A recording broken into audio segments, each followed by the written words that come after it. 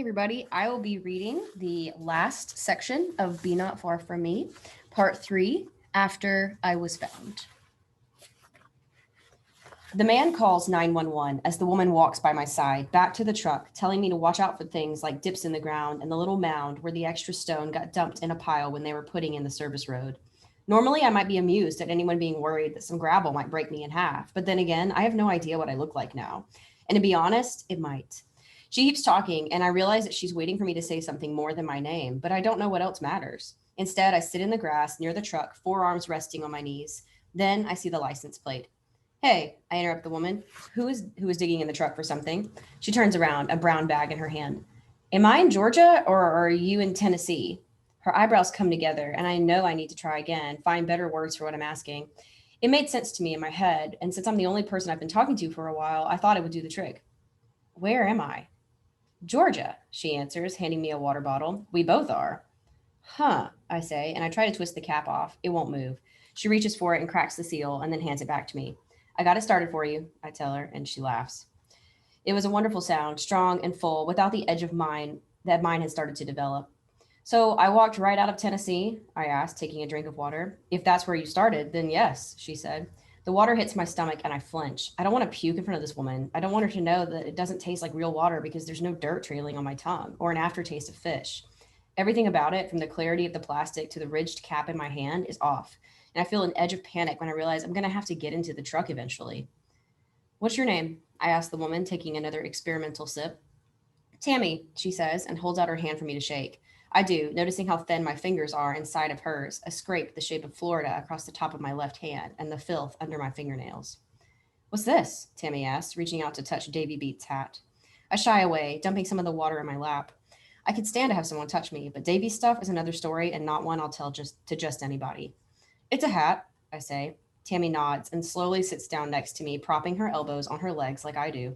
I pull my blanket closer around me, covering my fireboard and whiskey bottle, like I'm afraid she might try to take them away. She's from where? The guy's voice cuts across the space between us, the phone conversation clearly going places he hadn't expected, just like I did. Hungry? Tammy asked, reaching into her lunch to pull out a bologna and cheese sandwich. The truth is, I'm not.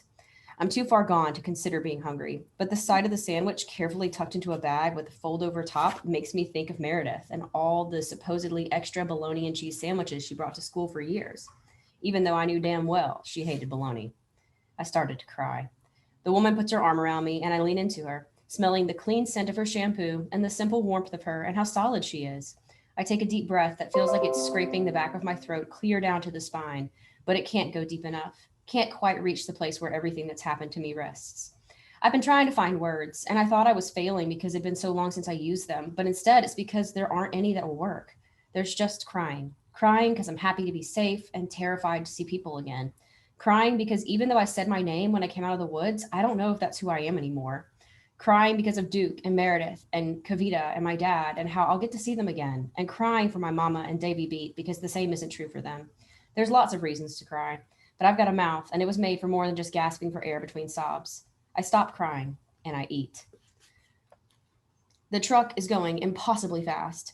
I made Tammy sit in the middle next to Paul, who keeps saying Tennessee over and over again like it's a new state or something. I needed to be near the window, and even though it's still raining, I've rolled it down, letting the drops hit my face as we speed toward where the squad is going to meet us once we get down out of the hills and off the service roads. I glance over Tammy's legs at the speedometer, shocked to see it's barely touching 40. Everything outside is whipping past us so quickly I can't take it in. Can't see each tree, touch every leaf. My life has slowed to a point that moving above a crawl feels obscene, and that sound startled me. When Paul started the truck, the radio blasted on, and Tammy has snapped it off quickly when I yelped, covering my ears with a blanket. They've both been quiet as we drive, the rain picking up and soaking my arm as I let it drift out the window, feeling the resistance of the breeze against my hand. I look over at Tammy, and she tucks her phone away, but not before my own face appears under a news headline. You Googled me? I ask. Yeah, she said sheepishly, turning her phone over. There's a muted video playing of my dad standing at a podium, the only tie he owns tied all wrong, and his dress shirt from Grandpa's funeral too tight across his belly. But I don't think anyone is looking at him, only listening. Faces crumple along with his as he breaks down, and I don't need to hear the words to know that he's asking for someone, please, to bring his little girl back to him. I brought myself back, I tell him quietly, my thumb resting against the screen. There's a long article that I can't read while the truck is moving so fast, the few bites of bologna and cheese that I managed to get down threatening to come back up. I don't want to thank Tammy and Paul by puking on them, so I give the phone back, aware that she's double checking the face on the screen and comparing it to the one in front of her. I wonder how long it is to find a resemblance. I wonder how hard it is to find a resemblance. The squad meets us where the service road dumps out on a state road. There's lights flashing, but sirens off. I pop my truck door and I move to get out, but there are suddenly people everywhere, and no one seems to want me to move. A female paramedic scoops me out of the truck like a baby, not even huffing for breath when we make it over to the ambulance, where I'm given a lot of instructions. Lie back, relax, calm down, breathe normally. I'm doing all these things, but the medics in the back with me still have little frowns on their faces as they methodically list everything that has gone wrong with me. They use different words than I would, like contusion for bruise, laceration for cut, and malnourished for starving. The male, his lanyard identifies him as Michael, is reeling off these things, and the female is writing quickly across the back of her rubber glove. The ambulance is rolling and the sirens going. The female medic is still taking notes, flipping her hand over to write on the other side of her glove when Michael eases my sock off. Holy fucking shit, he says, which is pretty much the same words I would use to describe it. I lift my head to look. That's nothing, I tell him. You should have seen it before I took the bad parts off. The bad parts? Yeah, I say, reaching for the bag with what's left of my foot inside. These bits. I lift it for him to see, and he covers his mouth and looks away real quick, taking a minute to compose himself. Then he lifts my heel gently, turning my foot to see the damage from all angles. You took this off? Michael asks. Yeah, I say, lying my head down as the spots threaten again. With what? A big chunk of flint. I consider reaching into my pocket to share the sliver I kept with me, but decided against it because I don't want it taken from me. He whistles low between his teeth and sets my leg back down. Nice work. Thank you, I say, weirdly pleased by the compliment. Can you tell me your name? The other medic asks. Ashley, I tell her. Okay, Ashley, she says. I'm Barbara. I'm going to start an IV to keep you hydrated, okay? It's going to make your arm a little cold. She says it apologetically, like it's the worst possible end to my day. There's a pinch, and she's done, a needle tucked into the crook of my arm. Do you know what day it is? Barbara asks, and I realize she's trying to decide if I hit my head at some point or not. I definitely did, and I certainly don't know what day it is, but that has nothing to do with having a concussion.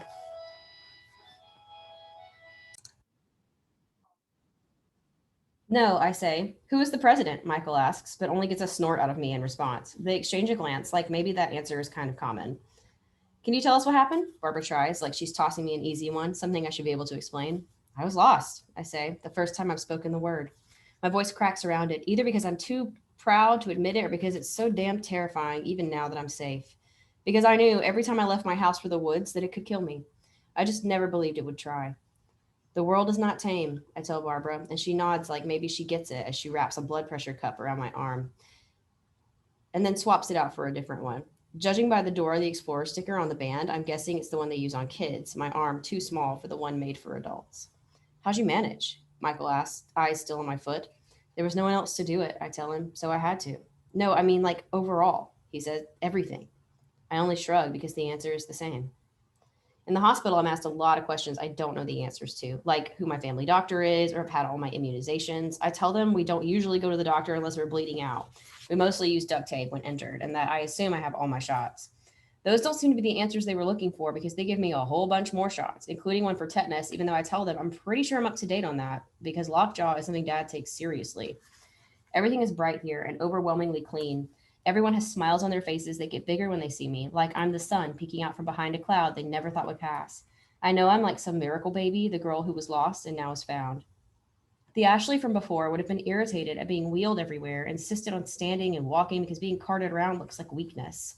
But I know exactly how strong I am, and there is beauty in moving smoothly without doing a thing. I slide past doorways and signs with arrows at the end of every hall, kiosks with maps, and a star that reads, "You are here," popping up every now and then. I find it reassuring to know exactly where I am. I'm given a room and a hospital gown, folded up in a neat square like Davy Beats' bandana was. A nurse asks if I need help changing or if I want privacy. I opt for the latter, even though you'd think I'd had enough of that by now. I empty my pockets, setting Davy's knife and my flint on the little table next to the bed. Then I untie my fireboard and whiskey bottle, lining everything up. My pants ease off without being unbuttoned, my underwear following. I loosen the blanket at my neck, folding it neatly like it's important, even though it's got mold and blood and I don't even know what all on it. My hands go to Davy's hat, which I ease off reluctantly, sitting it with everything else. What's left of my shirt can fit in my fist, but I have to call in a nurse to help me with the sports bra. I'm too weak to hold my arms and get tangled in it, so she sits me down and does it for me. Honey, honey, honey, she says, looking me up and down. It's not embarrassing because there's not much left to see. I have to sit on the little shelf inside the shower to get clean, my bad foot perched on a stool outside of the water flow. The woods come off me in a small pile of sticks and dead leaves and dirt at my feet, all of it washed and sanitized, sucked down the drain, along with 3 more ticks that I find. I feel even thinner once I'm done. Like without the woods on me, I'm not really me anymore. I'm someone newer, cleaner, someone a few pounds lighter without all the dirt. I look in the mirror for the first time and I meet this new person. I'm different, there's no doubt. The angles of my face are sharper, my eyes sunk deep. I've got a lighter strip of skin around my forehead where Davy Beats' hat kept the sun off me, and some dirt still stuck in the creases of my neck, even though I scrubbed good. And my hair. The nurse had warned me they might have to cut it off. It's such a mess. It's one huge tangle, every strand wound with another, all of it shifting together when I try to lift a single piece. It's cold and heavy, hanging halfway down my back and still dripping when I open the door. And there's my dad. Ash, he breaks off, like my whole name is too much, too heavy. I move to go over, lose what balance I've got, but Dad's there, and he catches me. I fall into him, the hard zipper of his jacket jamming right through the hospital gown and into my ribs because he's lifting me right up off the ground, tips of my toes barely touching the linoleum. He puts me back down, and I sink onto the bed, my rat's nest of hair dripping onto the sheets. He's unshaven, eyes bloodshot, dark circles all that seem to be left of his face. Dad's probably lost 10 pounds himself. You look like shit, I tell him. You look worse, he says, and sits next to me. He's so much bigger than I am, so much heavier that the bed sags, and I lean toward him, my head on his shoulder. We just sit there, me soaking in his warmth, his arm resting across my shoulders. And then I ask him to comb out my hair. Dad says there's reporters outside. Apparently, I'm a big deal, and most of the country is celebrating that I've been found. Since 99.9% of them didn't know I existed until I was gone, I know better than to be flattered. Dad shows me on his phone where someone started a fund for my medical bills. And while the donation amount is big and the number keeps growing every time he refreshes it, I somehow doubt it's going to be enough. They move me closer to home, to a hospital in the right state and the right county. A squad takes me, the staff hustling me out a side door so that reporters don't spot me. I'm something of an odd celebrity, the girl who lived, a hillbilly Harry Potter. Reporters keep wanting to talk to me, and news vans hovered outside the hospital for a few days before they realized that when Ashley Hawkins says no, it means no. I know what I look like. I know what I sound like. I might be a hero right now, but as soon as I open my mouth, there'll be 1,000 people saying my accent is cute and another 1,000 or so making fun of me for it. I'm not here for them. I didn't live so people could do impressions of me. I'll keep my words and my voice for those who know me. Meredith and Kavita are waiting in my room when I get there. Kavita's smart enough not to bring flowers or balloons. Meredith emotional enough to bring both. Dad leaves us alone so we can talk, headed back to the house to bring me some of my own clothes, which I'm finally allowed to wear. My friends settle into chairs by my side. Phew. Excuse me. My friends settle into chairs by my side, both nervous. Hey, they say at the same time, Kavita giving me Meredith a soft punch on the arm. Guys, it's fine, I say. No, I mean, Kavita says in a rush while Meredith just starts crying. Stop, I tell them both, and they do. You didn't know, I say, before either can interrupt me. It wasn't your fault. Meredith nods like she wants to believe it, but Kavita's frown tells me she's not going to let herself off the hook quite so easily. We thought you went home, Ash, I swear, she says. I did, I tell her. I took the long way. Meredith snorts, something I haven't heard her do since 4th grade, and uses the edge of my bed sheet to wipe her face, which I doubt my nurses would like, but it's so Meredith that I don't care. She's here. She's in front of me. She's my friend, and you take them with the good and the bad. Something they've been doing for me for years, and I never thanked them for it. And I will. I'll say all the things I knew I needed to be said when I thought I was dying, but I'll do it when I'm healthy so they can't make light of it and say it's the drugs talking. I'll do it when I can stand on my own feet and look them in the eye so they know how true it is. I'll do it when I'm ready and they are too, when I've got a good handle on who this new Ashley is, and she's found the right words. So you cut your foot off? Kavita says. Part of it, I correct. But yeah, on the floor of a meth lab with a rock. Then I disinfected it with whiskey. That's so you, Meredith says. Some of that hit the news, and people on Twitter were calling bullshit. And I was like, whatever. I wouldn't be surprised if she chewed it off with her teeth. So I got in like 5 tweet wars over it. Thank you, I tell her, and I mean it. Kavita rolls her eyes but lets it slide. I took your pack home for you, she says, efficient as always, and I charged your phone. She reached into her back pocket, pulling it out. Thanks, I say. I've got 35 texts, but I slide it under my pillow for later. So I trail off, unsure of how much they want to hear about the woods, about thinking I would die and deciding that I would, and then changing my mind about it. I don't know if Meredith can handle the idea of eating worms and raw fish. And she for sure can't hear the part about the one that swam back up my throat or about me clubbing a possum to death. Kavita might, and maybe I'll tell her one day. But right now, I'm so far from that here in this clean room with my friends. Oh my God, Meredith perks up suddenly. You don't know because you've been gone, but Kate Fullerton ran over Jake Smalls with her truck at a field party because she said he smelled like a week old period. Because he said she smelled like a week old period. Got it. But it was just his foot, and it was like real muddy, so he didn't get hurt too bad. That's a shame, I say, to which Kavita adds, preach. Meredith keeps going, telling me all the things that went on in my absence, what people said and did, the world that kept going without me in it, stuff that normally I might tell her doesn't matter, that I don't care. But this is my life, and these are the people in it. And yes, I do care. Duke is the last person to show up. Dad is filling out paperwork so that I can leave tomorrow, but the scratch of his pen falls silent when Duke walks in and I open my eyes. Dad knows what happened, the story coming out of me while he untangled my hair, so I half expect him to re break Duke's nose. It's still lopsided and a bit yellow right around the bridge, so instead, Dad just gives him a once over and asks me if I want to talk to him. I tell him I do, and Dad leaves, not quite letting the door shut entirely behind him. Hey, Duke says, taking a chair next to the bed. Hey, I say. He leans forward like he's thinking about taking my hand, so I tuck it under the sheets. Ash, he says, eyes down, I'm so goddamn sorry. It's okay, I tell him, and he swallows hard, like maybe there's more words stuck in his throat, but they're having a hard time coming out. I know how that feels. I know what it's like to have all the feelings backed up there and choking you. I felt like that when I found him in the woods with Natalie. I came looking for you, he says after a second, voice small and quiet. I went all up and down the hills. I did everything I could think of, Ash, but you weren't there. No, I agree. I was long gone and headed the other direction. It's true in more ways than one, but I know he's got to get it out, so I let Duke tell me about how he found my shoes and socks, the rock where I crushed my foot, and the blood there. He tells me about search parties and sniffing dogs and news crews with reporters and people lining up in straight rows and combing the woods for me. Jason yelling himself hoarse. He needs to do it, needs to show me how hard he tried to make up for what went wrong. All the reporters, they've been going nuts since you got back, he goes on. They keep calling me, asking if I've come to see my girlfriend and how you're doing and if you'll talk to them sometime. And I just keep telling them, hell, I don't know. Ashley's going to do what she's going to do, and you can't make her do different. That's true enough. I could say a lot of things about this boy, but one of them is that he knows me inside and out. Is there anything you want to tell them? Duke asks. Yeah, I say. You need to tell them to get their facts straight. How's that? He asked. I'm not your girlfriend, I say. Not anymore. Duke nods like he's just taking it in, but there's tears in his eyes when he gets up. All right then, he says, hand on the doorknob. Feel better, Ashley. I already do, I tell him. When I finally get home, there are reporters. The more industrious of the bunch have dug a little and found our address and something that makes me cringe. I'm not ashamed of the overgrown yard or the ripped trampoline, the cinder block steps, and the rusted spots in the metal siding. Maybe once I would have been, but not after I found out what it's like to go without it. Still, I don't like people poking around outside, waiting for me to hobble out. It's hot enough that we have to open the windows, and when we do, they call for me from the road, having been warned by Dad not to come into the yard.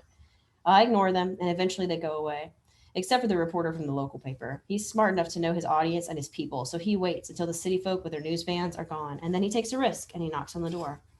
I'll talk to him, because I need something in return. I told Dad about Davy Beat when we were home. Dad just put his head down when I talked about finding his hat, his name on the beach, and finally, Davy himself. Dad never interrupted except to shake his head and say, Jesus, every now and then. So when the reporter comes to my room, I tell him I need to talk to Davy Beat's parents, and he gets a hold of them for me. They show up the next day, a little bewildered but happy I'm alive, like maybe I put one over on the woods that took their son. We're sitting in the living room, and I'm in Dad's broken recliner with my foot up, so it's all awkward when Davy's mom tries to hug me, but I let her. She kind of smells like him, a bit of freshness and a little touch of lemon verbena. When I give her what's left of Davy's hat, she just starts crying. Davy's dad puts his hand on her knee, and they sit quietly together, finally knowing. I tell them about how Davy was in my head the whole time I was out there, how I kept finding little hints of him along the way. I don't tell them about the web of thoughts I constructed for myself in the woods, his and mine, pulling us together so that I'd find him. I don't tell them about the picture of that girl because I don't know if his heart was broken or mine was just bigger. And so I couldn't come home. I don't know if his heart was broken or mine was just bigger, so I could come back home. I could kept those thoughts thanks to myself as I listened to Dad crack open a beer in the kitchen after they'd gone. Small noises in a small house. I'm so goddamn thankful I get to hear them again. I get lots of visitors, all of them wearing smiles, except for one. I've been expecting a call instead, so when a car with the logo of the college I got a cross country scholarship to pulls into the yard, I'm flattered that at least they're coming to talk to me themselves. It's not a representative either, or even the scout. It's the coach. He's a good guy, doesn't waste anybody's time, takes the glass Dad offers him without flinching at the taste of sulfur in the well water. He drinks it down, then leans forward on the couch. So, Ashley, I was looking forward to you running for me after high school, except now I can't run. I beat him to the punch, saying it myself so he knows I already figured out why he's here. No, he agrees, you can't. He gives Dad a folder outlining my options, says that the university has put together a scholarship for me that will help with tuition if I'd still like to attend. But nobody here's a bullshitter, and nobody says maybe I'll be a runner again someday. The truth is, I'm still learning how to walk, going to therapy to figure out how to balance right with part of one foot, trying to find a way to hold myself up that won't throw my hips out. I'll be able to again, for sure, maybe even without a limp if I get everything right, but running is in my past, as is the thought of going to college. The scholarship is a nice gesture, but it's an empty one. We don't need help for me to go. We need it to be free. At Camp Little Fish, they like to tell us that when God closes a door, a window is opened. That never meant much to me in a house where the door always fell off the hinges anyway, and most of the windows were stuck shut, but I see things differently now. So I wait, ready to hear the sound of that window screeching open. The local paper runs my story. I didn't hold anything back. I told the reporter about being drunk and going to take a piss, though he said I was relieving myself. I told him about beating a possum to death and eating worms and cutting off my foot and popping oxy and pouring whiskey over my wounds and singing The Bear Went Over the Mountain, and even how I was bleeding from one place when I started out and a bunch of others by the end. I tell the ugly truth about all of it, about losing my head and swearing at squirrels, about finding Davy beat and lying down to die and waking up alive and being irritated by that fact. I don't hold back, and people seem to like that so much so that we start getting phone calls. Dad tells the first few that I've said everything I have to say and then hangs up. But one day he has a conversation I'm half listening to from the living room as I flip through channels looking for a baseball game, my still bandaged foot propped on the coffee table. Ashley, he says, phone tucked against his shoulder, I think maybe you should talk to this guy. It's an outdoors outfitting company wanting me to be a spokesperson, which is kind of funny considering I survived out there in a sports bra, but there's money involved and all the equipment I could ever need. I say yes. It's a year before I'm able to do what comes next. I get through my senior year, graduate, do all the things the old Ashley needed to do, but all my goals have changed. I say everything that needs to be said to Meredith and Kavita and to Duke, even Lainey and Kafer. It doesn't fix everything, and I'm not dumb enough to think it would. Meredith still irritates the shit out of me sometimes, and I can't help the swell of jealousy in my gut when I go to Kavita's races. It matches the one I feel when I hear that Duke is living with Natalie after we graduate, but I can't tell myself that I don't care. I do, but the world is not tame, and neither are people or how I feel about them. It's spring, and I'm standing at a trailhead, a pack of the best gear that exists on my back, and a special pair of shoes that the company made just for me, balanced out so I feel like I've got a whole foot. I've got a handheld GPS and even a personal tracker that Dad insisted on so I can send a message if I need help. There's a pack of pens and an empty notebook in there too to take down notes for a writer who wants to tell my story. When she contacted me, I told her my story wasn't over yet. So here I am, listening to the sound of Dad's truck fading away as he leaves. I've got Davy Beats' hat on my head and my old blanket too, though his mom remade the top of the hat and gave it back to me and insisted on washing the mold out of my meth blanket. They're the same old things, just better versions for this part of the trip, and I guess that only makes sense since it's true of me too. I'm going to find Davy Beach. I'm going to bring home the boy who showed me how to survive. Then I'm going to live every day remembering that that's what we're all doing, each in our own way. But nobody wants to do it alone. I hike up my pack and square my shoulders, and I go back into the woods. That was Be Not Far From Me by Mindy McGinnis. Thanks for listening.